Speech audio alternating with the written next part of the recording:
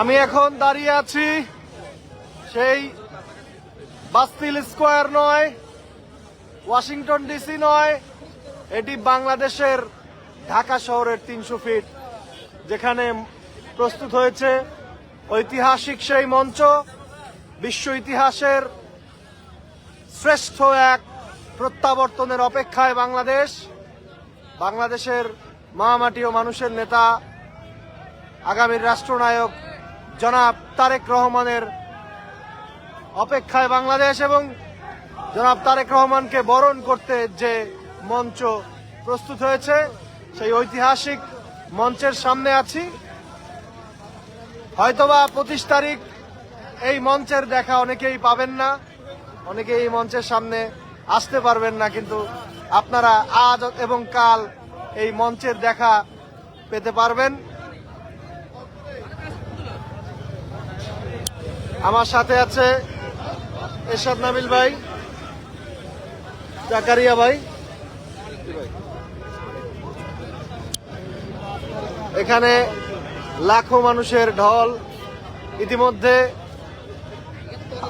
লাখো মানুষ এই মঞ্চ দেখতেই চলে এসেছে।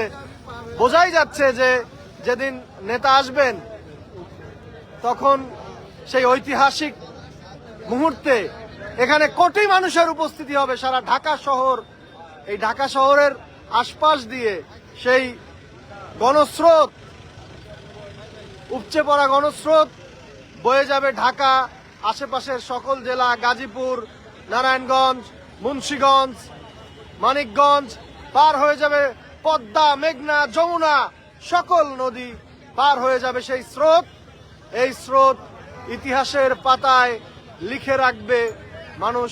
সারা বিশ্বের যত বড় বড় গণজমায়েত হয়েছে, সকল গণজমায়েতদের রেকর্ডকে ভেঙে চুরমার করে দিয়ে বাংলাদেশের ভূমিপুত্র, বাংলাদেশের স্বাধীনতার মহান ঘোষক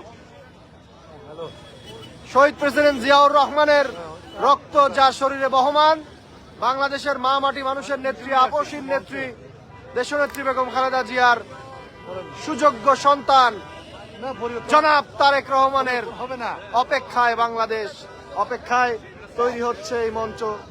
এখানে ইতিমধ্যেই কাজ চলছে, মঞ্চ প্রস্তুতের কাজ চলছে, মাইক বসানোর কাজ চলছে, নানাবিধ প্রস্তুতি চলছে। মানুষের যে আগ্রহ, উদ্দীপনা, উত্তেজনা দেখতে পাচ্ছি। ইতিমধ্যেই অনেক মানুষ সিদ্ধান্ত নিয়েছেন যে তারা কাল বিকাল থেকেই এখানে এসে বসে থাকবেন, অনেকেই কাল এখানে রাত্রি যাপন করবেন, এবং অনেকেই বলছেন তারা আজকেই চলে এসেছেন। আপনারা কি এখানে রাতেই থেকে যাবেন? আচ্ছা আচ্ছা, আপনারা কি নেতাকে দেখতে পাবেন? আশাবাদী?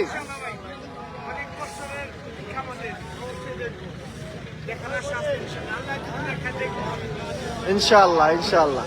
আমরা দেখতে পাচ্ছি নিরাপত্তার দায়িত্বে যারা রয়েছেন তারা ঘুরে ঘুরে দেখাশোনা করছেন।